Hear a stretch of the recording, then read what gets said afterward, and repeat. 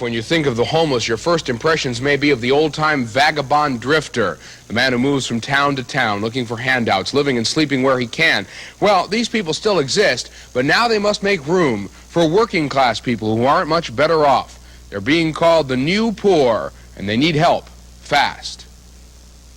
I've never been through this before. Adam and Mary Ragazinskis should be making the final plans for their retirement about now. Instead, they are fighting to survive. Adam is 60. Last October, he lost his job. I've been looking for work every day, and it's hard to find a job up in my age bracket. I'm 60 years old. I'll be 61 in May. And they want something younger people instead of the older people. Mary is 63. She's an epileptic, and 2 years ago she broke a hip. The medical bills alone are staggering. But without a job, Adam couldn't even afford the rent for their tiny one-bedroom apartment on the west side.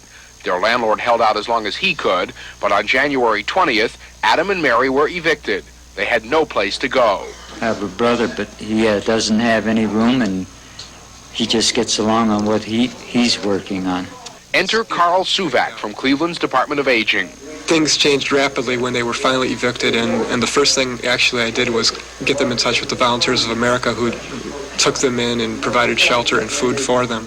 The Volunteers of America are geared to handle cases like Adam and Mary's. They took the couple in immediately. The Ragazinskises would have a place to eat and sleep. But a monumental task lay ahead. For the last 5 months, the couple's only income was Adam's $80 a month veteran's pension. The only housing they could afford would be public. But to qualify, Adam and Mary would first have to apply for general relief. That process is long, complicated, and nearly dehumanizing. Gentleman's name is it Ragazinskis? Yes, ma'am. To make matters more complicated, Mary has no papers, no social security card, no birth certificate. She must get new ones, and that takes time. The problem with the paperwork just struck me at first as almost overwhelming, but as things went along, it worked itself out. Where's your clinic card or your voter's registration card? For nearly 2 weeks, Adam battles the bureaucracy. Do you know when she'll be available? I'm Miss Elliott from County Welfare. Conducting an interview at the moment. I can't issue the rent order or set your case up until we can verify your address. When your name is called, do this form and your ID back up to the window.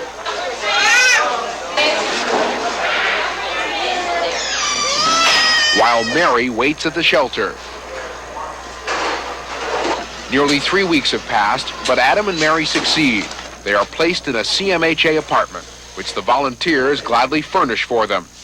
They will receive about $130 a month relief and another $130 in food stamps, enough to get along until Mary's Social Security payments start. What are you going to do now? We're going to try and stay with it. Well, this is a story about love. Two people who love each other, who love life. They love making something out of nothing. These are very special people. Yep.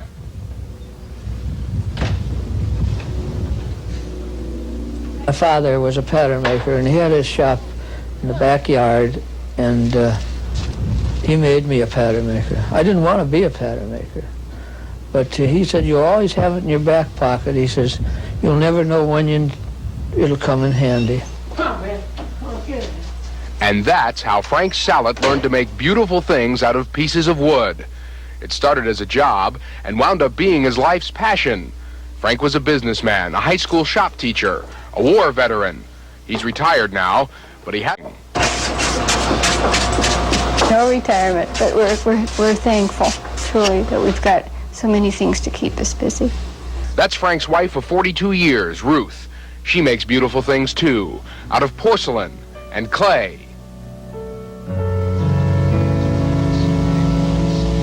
Being able to spend an entire day China painting is to me, enjoyable.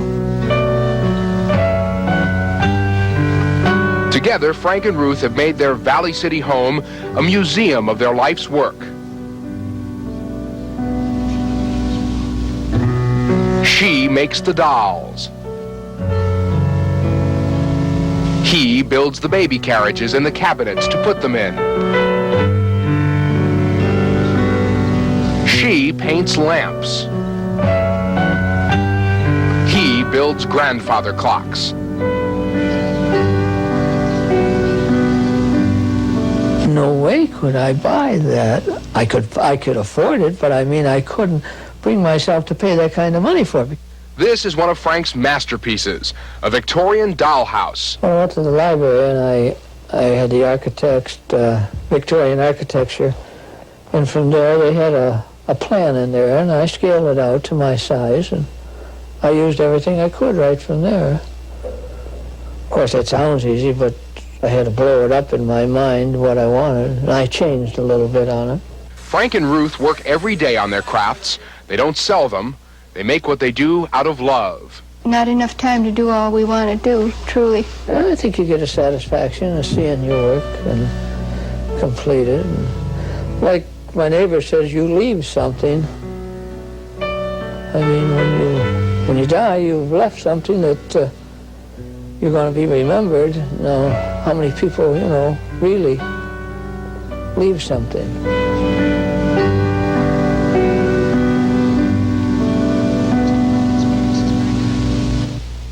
Amazing. Frank's dollhouse, by the way, has been put on sale at the request of a friend of his who runs a Rocky River boutique. You can see it on display at the Bayberry shop at Beechcliff Market Square on Detroit Road. It only costs $12,000. Well, it's sure